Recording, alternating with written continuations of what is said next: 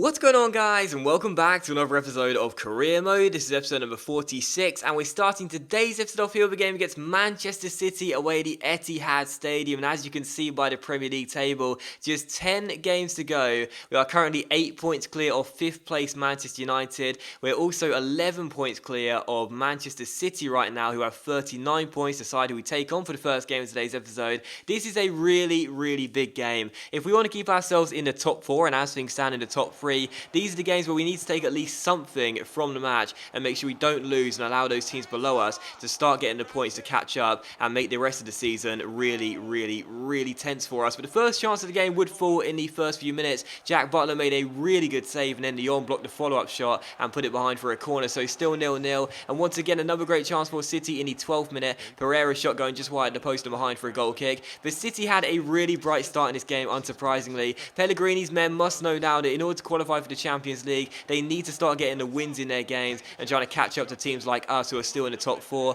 Kolarov went pretty close to that in the 21st minute, but it was still 0-0. But of course, in the last episode, I did create a custom formation. It is a really offensive-minded one. We did keep a clean sheet, though, against West Ham, but sadly, just 25 minutes in, our clean sheet would go in this game. Jack Butland, who played very well against West Ham. Jack Butland, who's played very well all season. Jack Butland, who's played very well since coming into the start of last season, did not do very well for this cross. I mean, is this trying to be an attempted catch, or is he trying to punch the ball away? I don't really know. Lyon does really well to block the follow-up shot, but sadly for us, it falls to the former Real Madrid and Bayern Munich midfielder Toni Kroos, and the German volleys the ball into the open goal. He could not miss, and makes it Manchester City 1, Watford 0. So City did have a fast start in this game. At the break, they'd had 8 shots, and 4 of which on target. They were playing very well, unsurprisingly so. With this offensive formation, when we take on these bigger sides, we will be seeing a lot of shots coming against us, and this game was no exception to that. City were dominating right from the beginning of the game, and in the second half, just 3 minutes after the restart,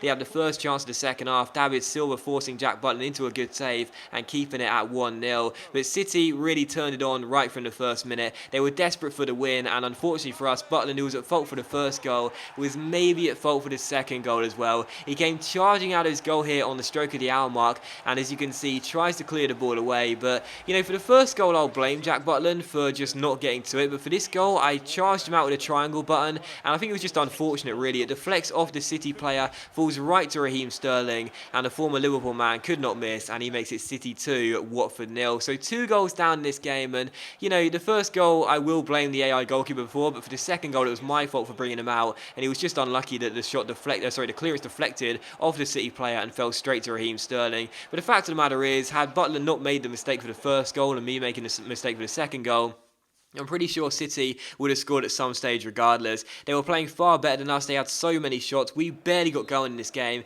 In the 81st minute, we had one of our first chances of the game. Marco Ryan-Taller's shot being well saved by Caballero from the free kick, though, and the Argentine goalkeeper turns it behind for a corner. But from the corner, it was crossed in by Ryan-Taller into the centre. Troy Deeney goes for the header. It's not fully dealt with by Yaya Toure and the City players, and eventually it's flicked onto Bertrand Traore, and Traore finds the bottom corner and makes it City 2, Watford 1. So with just over 7 minutes of play, we were 2 goals down. We were looking like if anyone was going to score a third goal, it would be City once again. But Traore gets us back in the game here. A really good finish. It's only his 3rd goal in the season so far, but either way, it is City 2, Watford 1, and we are back in the game late on. But I always say that late on in the season, there are always defining moments which do define your season. Sometimes you get luck and sometimes you don't. And how about this from kickoff? Danny Rose intercepts the ball, chips it through to Charlie Austin off the bench, and I want you guys to comment right now and tell me what you thought about that incident, because when this happened, I was so close to just dropping the controller and punching a hole in my wall, but thankfully I didn't do that because I wouldn't get the deposit back on my flat.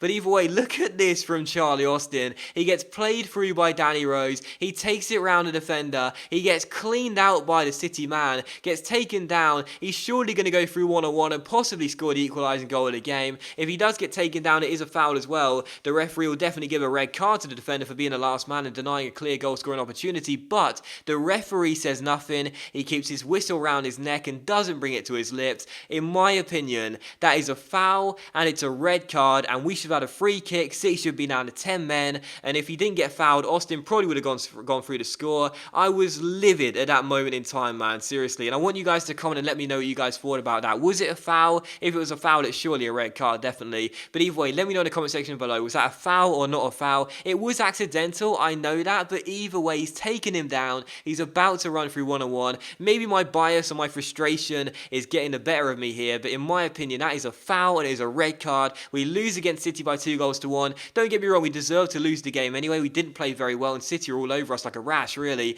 But either way, I was so livid about that. I genuinely did believe we should have got ourselves a free kick and City should have gone down to 10 men. But either way, we did lose the game, sadly, by 2-1. I did discuss it in the last episode after making this custom formation. Now it's so offensively based, we will be conceding a lot of shots on our goal, and unsurprisingly, City deserved the win regardless and did pick up the 3 points. We take on Borussia Dortmund for the second and final game of today's episode here, so 2 massive games in the season in this episode. First against City in the league, and now this one against Borussia Dortmund in the Europa League round of 16 stage, first leg here at Vicarage Road. First chance fell to Dortmund, but Marco Reus's free kick was brilliantly saved by Jack Butland, under fire after a poor performance against City, but starts this one well with a fantastic save and keeps it at 0-0. And in the 11th minute here, Buffal almost got an incredible assist for Bertrand Traore there. Didn't mean it to go to Traore, but it did. But sadly, the shot goes wide at the post and Traore can't get his second goal in 2 games. But it was still a very encouraging start by both sides here. Borussia Dortmund looking strong early on, forcing Butland into an early save and us going pretty close. But in the 15th minute, after some nice passing here, Borussia Dortmund get themselves inside with Gundogan finding Castro.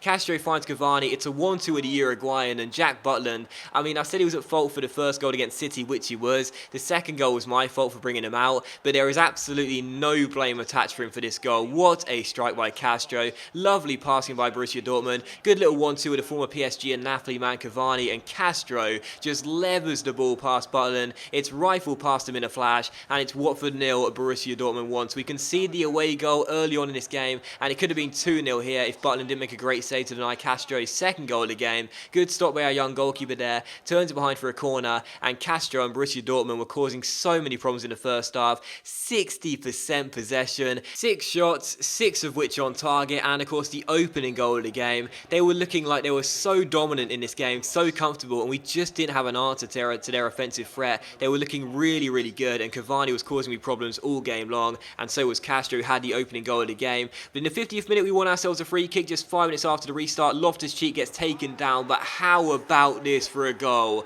from the former Swansea, Liverpool and Charlton midfielder, Jonjo Shelvey, who is going to be running ragged every single game in his custom formation, being the only defensive midfielder in the team. What a strike from this free kick. He's 36 yards out. It's the longest goal we scored in this series so far, and Jonjo Shelvey, that was absolutely superb. He drills it right into the bottom corner. The funniest thing was, before the game, when you get training drills whilst you're waiting for the match to load, I was practicing free kicks with Jonjo Shelvey. I thought that was really, really funny how that worked out, and clearly the practice pays off. Jonjo Shelvey levers in the free kick and makes it Watford 1, Borussia Dortmund 1, with his first goal in European football for us this season. So really, really pleased with that. It was a great strike by Jonjo Shelvey. You know, this year he's done okay for us in his debut year. He hasn't grown any ratings or anything, but he's been a pretty decent player for us. No too notable performances, but nothing too bad at all. He's always put in a decent shift for us,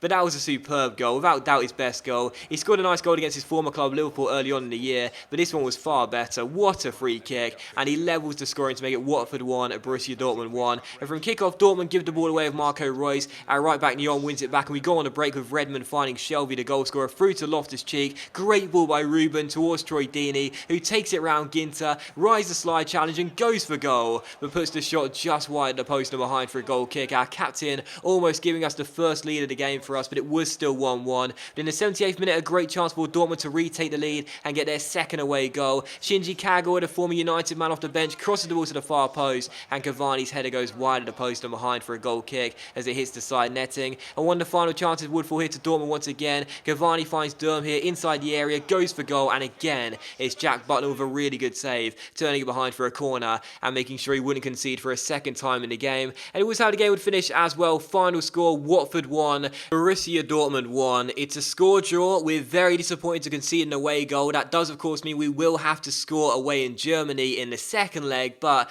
John Joe Shelby rescuing us a draw with that superb free kick. And as you can see by the stats, I did say with this formation, one of the problems will be when we face the bigger sides, we'll concede a lot of shots, and that's exactly what happened in this game. And if it wasn't for Jack Butler making up for his poor performance against City, we would have certainly lost that game by a few goals. And thankfully, our young goalkeeper did make sure we are still in the tie going into the second leg. But that does end the episode, guys, so thank you very much for watching the video. I really hope you have enjoyed it. If you have enjoyed today's episode of Career Mode, then please do leave likes. That's much appreciated. It really does help my channel out. And I'll see you for the next episode of Career Mode very soon.